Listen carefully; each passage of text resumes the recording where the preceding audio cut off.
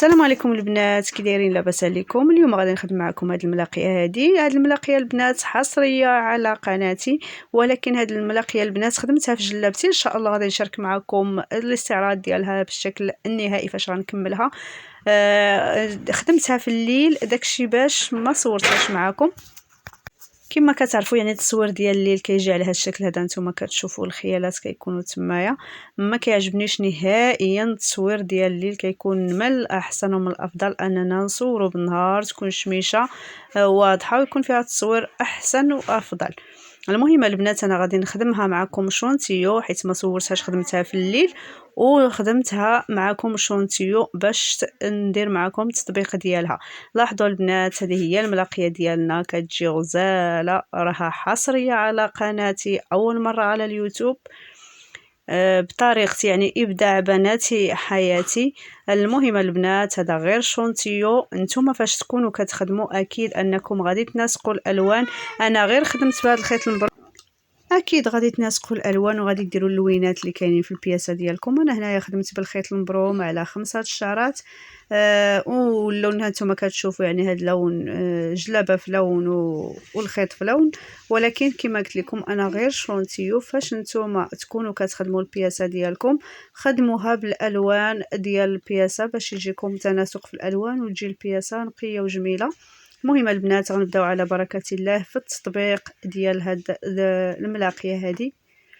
هنايا راني خدمت هذا الطرف هذا باش نختصر الوقت، خدمته كما كتشوفوا البنات، راه درت التنبال يعني هاد الطروفه هادو، درت التنبال وخدمت هاد الجهه هذه. ودائما التنبال كنديروه بهذه الطريقه هذه، يعني هاد الخيط كيكون على برا كيكون في وجه الثوب، وبالنسبه لذاك الزائد ديال الثوب راه كنديروه اللور يعني في الظهر ديال الثوب باش ما يعرقلش لينا وما يخسرش لينا البياسه ديالنا.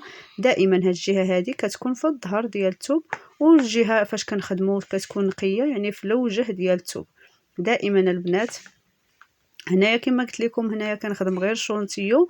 نتوما من طبيعه الحال فاش تكونوا كتلاقيو البياسه ديالكم اكيد ردوا البال انكم تقادوا الطروفه بجوج باش يجيوكم مقادين، ما يجيكمش ديكالاج نهائيا في البياسه. الان غادي ناخذ هذا الخيط المبروم هذا وغادي ناخذ الكروشيه نمره 11 او 12. هذا باش كنخدم ب 11 او 12 0.75 او 0.60 على حساب الكروشي. خصو يكون عنده الراس رقيق، هذا هو الكروشي باش كنخدمه باش يدخل لينا في الثوب ديالنا وما يعذبناش في الخدمه. الان البنات انا خديت هذا الطرف هذا وبقيت وخدمت غرزه حشو. راني هنايا ما رديتش البال، صحاب لي عند بالي راني كنصور وانا شاده غير داك الطرف اللي خدمت. انتم البنات غادي نخدم غرزه حشو، فوق منها غرزه حشو ثم سلسله، وغادي نكحل شي شويه وغادي ندير غرزه حشو. نتوما كتشوفوا ما كندخل الكروشي غير بالدراع حيت الثوب ديال المليفه شويه غليظ. كنلوي الخيط على الكروشي وكنمشي مورا هاد غرزه حشو هادي وكندير غرزه نصف عمود، ومن بعد غادي ندير تحت منها غرزه حشو، ثم كنتقل الثوب ديالي وكنخدم فيه غرزة حشو. كنكحز غير واحد شويه وكنخدم غرزة حشو في الثوب، كندخل الكروشي في الثوب كندير غرزة حشو، ثم كنلوي الخيط على الكروشي وكنمشي مورا هاد غرزة حشو اللي درت في الثوب وكندير غرزة نصف عمود وكندير تحت منها غرزة حشو. كنتقل الثوب كندخل الكروشي في الثوب وكنجر الخيط، كندير يعني غرزة حشو، ثم كنلوي الخيط على الكروشي وكنمشي مورا هاد غرزة حشو هذه اللي درت في الثوب كندير غرزة نصف عمود، ثم تحت منها غرزة حشو، كنمشي مباشرة للثوب وكندير غرزة حشو،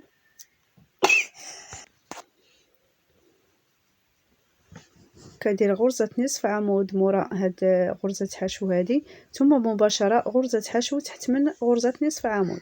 كنضرب في الثوب بهذه الطريقة هذه البنات، نتمنى انها تكون واضحة. كنلوي الخيط على الكروشي كنمشي مورا هاد الغرزة هذه وكندير غرزة نصف عمود ثم تحت منه غرزة حشو، نعاود نضرب في الثوب بنفس الطريقة، كندير غرزة حشو، كنلوي الخيط على الكروشي كنمشي مورا هاد الغرزه هادي كندير غرزه نصف عمود، غرزه نصف عمود، ثم كندير غرزه حشو، كنغلف بهم هاد غرزه حشو اللي درت في الثوب بهاد الطريقه البنات. هذا هو الشكل ديالها. لاحظوا البنات غادي نضرب في الثوب غرزه حشو، ثم كنلوي الخيط على الكروشي وكندير غرزه نصف عمود مورا هاد غرزه حشو هادي، وموراها غرزه حشو، يعني تحت من هاد الغرزه هادي كندير غرزه حشو. كنضرب في الثوب وكندير لفه على الكروشي يعني غرزه، وكندير غرزه نصف عمود ثم غرزه حشو، كنغلف بها هاد الغرزه هادي اللي درت. هذا هو الشكل ديال الملاقيه ديالنا. غنستمر بنفس الطريقه حتى نوصل يعني الكماله ديال هذا الطرف هذا، ونرجع باش نلاقي الاطراف بجوج. نتمنى انها تكون واضحه، يعني طريقه راها ساهله، غير تخدموا يعني شويه غادي تفهموها. يعني صراحه ما فيها ما ينسى بنادم، يعني غير غرزه حشو وغرزه نصف عمود. لاحظوا البنات هذا هو الشكل ديال هذا الطرف هذا من بعد ما كملته. الان راني خدمت الطرف الثاني وكيفاش غادي نلاقي هاد الاطراف بجوج. الا كنتو كتخدموا في بياسه كونوا حريصات البنات وردوا البال انكم تلاقيو الاطراف بشكل مقاد ويجيوكم متساويين من الاسفل الاعلى لا من الاعلى للاسفل. المهم الخدمه خصها تكون نقيه وما يكونش الديكالاج، ما خصناش نردو الديكالاج لا للفوق ولا لتحت، خصنا تكون الخدمه متقونه وتكون عبر واحد وقياس واحد. الا كنا معلمات في الكروشي ونكونوا كنخدموا الكروشي بطريقه صحيحه راه ما كيكونش عندنا ديكالاج نهائيا في اي بياسه خدمناها، عكس انكم تقولوا لا نرد الديكالاج لتحت. لا يا البنات حاولوا انكم ما يكونش الديكالاج نهائيا. علاش البنات؟ لان العبار باش كنعبروا بالسنتيم، والسنتيم راه عباره مدقق يعني ما فيهش تفاوت نهائيا. الا غلطنا ولقينا الديكالاج اكيد ان الخدمه ديالنا هي اللي ماشي هي هذيك، ماشي السنتيم اللي فيه الخطا. الا لقيتوا الديكالاج عاودوا سربوا الخدمه وخدموا، تعلموا انكم تخدموا باتقان باش ما يكونش عندكم ديكالاج نهائيا. لاحظوا البنات انا هاد الطروفه هادو راني غير قطعتهم عشوائيا ما عبرتهمش، غير شاطولي من الجلابه وخدمت فيهم. ولكن الا كنتو نتوما كتخدموا البياسه حاولوا انكم تقادوها. غادي تبداو بهاد الملاقيه هادي، كنبداو من الاسفل يعني من الجلايل. قادوا الجلايل ديالكم، خليو اعبار التكفيفه من طبيعه الحال ما كنخدموش فيها، وخدموا مباشرة وغادي تخدموا بشكل المعتاد والشكل يعني الصحيح ديال الخدمة باش تجيكم الخدمة مقادة وما يجيش ديكالاج نهائيا. دائما شدوا الأسفل، قادوه مع الأسفل يجيوكم الجلايل مقادين، يعني الربوعة يجي واحد على واحد ويجيو مقادين باش تجيكم الخدمة مفينية ومقادة. كنقادو بهذه الطريقة هذه تجينا قد وكنخليو بطبيعة الحال عبار التكفيفة، وكنلاقيو الاطراف ديالنا بشكل مدقق وبشكل صحيح. وكنتبهوا الخدمه ديالنا حنا خدامين وحنا كنقادوا الطروفه بجوج باش ما يجيناش الديكالاج وما يجيناش العيب في الخدمه. حيت فاش نكونوا كنخدموا راه كيجي داكشي هو هذاك. راه الا حسبنا من هاد الجهه هذه هاد الغرزات هادو اللي درت هنايا غتلقايهم من نفس العدد اللي عندي في الجهه الاخرى. ما تحاولوش البنات انكم ديروا الخطا ويكون عندكم ديكالاج وتبقاو صابرين على داك الديكالاج. ماشي مشكل وتبقاو اي بياسه خدمتوها فيها الديكالاج لا ماشي مشكل نردوه للتكفيفه ونغطيوه، لا ماشي مشكل، لا راه مشكل عويص. ما خصكمش يكون عندكم كاع الديكالاج نهائيا. الا تعلمتوا الكروشي وتعلمتوه باتقان راه اكيد انكم ما غيكونش عندكم هذا المشكل هذا. وما الا جلستوا كل مره لا نرد الخطا نرد هاد لتحت الجلايل وندفنوا ماشي مشكل، راه غادي يكون في التكفيفه. كتبقاو دائما كيكون عندكم نفس المشكل. لاحظوا البنات كنلاقيو الطروفه بجوج وكنديروا غرزه حشو كعقده البدايه ضروري كنديروها، وكنديروا نفس الخدمه كنديروا سلسله وكنشدوا واحد الطرف من هنا ومن هنا، كندخلوا الكروشي من هنا ومن هنا. كيكونوا التقيبات راهم كيبانوا لينا التقيبات يعني باينين من هاد الجهه ومن هاد الجهه. كنخدموا غرزه حشو، كنضربوا الثوب كنضربوا الكروشي من هنا ندخلوه من هنايا ونخرجوه من الجهه الاخرى في غرزه اللي مقابله لها. وكنديروا نفس الخدمه اللي خدمنا في هاد الاطراف هذه. كنديروا غرزه حشو كنغلفوها بغرزه نصف عمود ثم تحت منها غرزه حشو. كنمشيو ننتقلوا للفراغ اللي من بعد كنخشيو الكروشي، يعني كندخلوه من هاد الجهه ونخرجوه للجهه الاخرى، وكنديروا غرزه حشو كنغلفوها ايضا بغرزه نصف عمود ثم تحت منها غرزه حشو.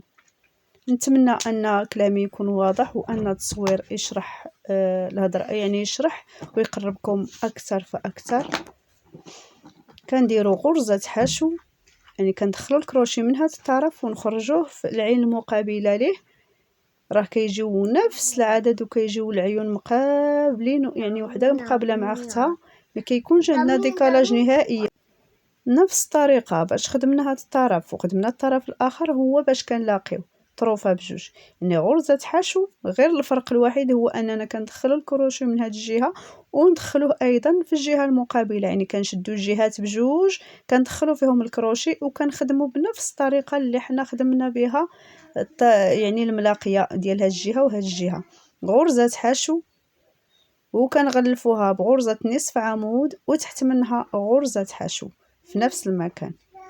كندخلوا الكروشي ديالنا في هذه الجهه ونمشيو للجهه المقابله، يعني في نفس الفراغ اللي هنايا كنلاقيو في الطرف الاخر، وكنديروا غرزه حشو نديروا الخيط على الكروشي الوياع الكروشي لفه، وكنديروا غرزه نصف عمود تحت منها غرزه حشو.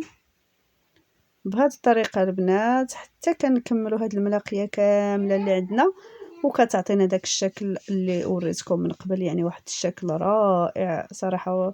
ما كنتش متوقعه انها تخرج بهذه الاناقه هذه، عجبتني صراحه، جات انيقه وغزاله وشكل مغاير ومختلف للملاقيات اللي حنايا سبق لينا وخدمناهم سبق لينا وشفناهم. ملاقيه خفيفه كتجي تحت الطوق غزاله او تحت القفطان، الطوق ديال القفطان او ديال الجلابه، يعني كتجي جميله وخفيفه، سواء خدمتيها في ثوب غليظ او في ثوب رقيق كتجي غزاله.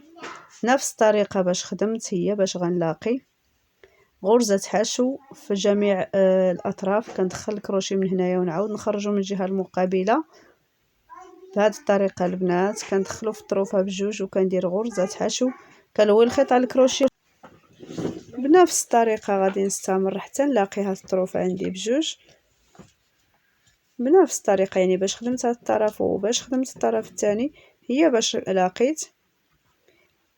غادي نستمر حتى نكمل، انتم غتشوفوا هاد شويه اللي خدمت نكملها ان شاء الله ونرجع معكم من بعد ما نكمل لاقي هاد الطروفه بجوج ونتلاقاو في الشكل النهائي ان شاء الله.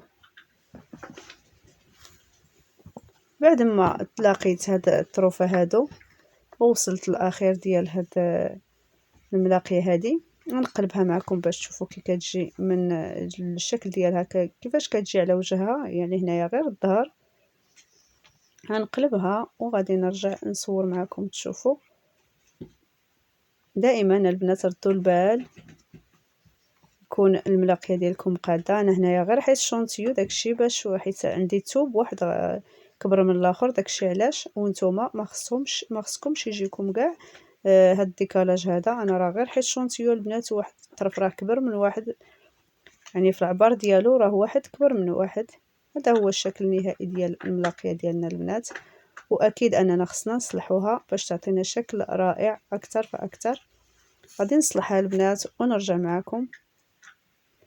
لاحظوا البنات بعد ما دوزت ليها المصلوح كتجي على هذا الشكل هذا. هذا هو الشكل النهائي ديالها. نتمنى انها تنال الاعجاب ديالكم، وكيف العاده اخواتي الا عجبكم محتوى القناه ديالي ضغطوا على الزر الاحمر الاشتراك وفعلوا الجرس باش توصلوا دائما لكل جديد، وان شاء الله من هنا لقدام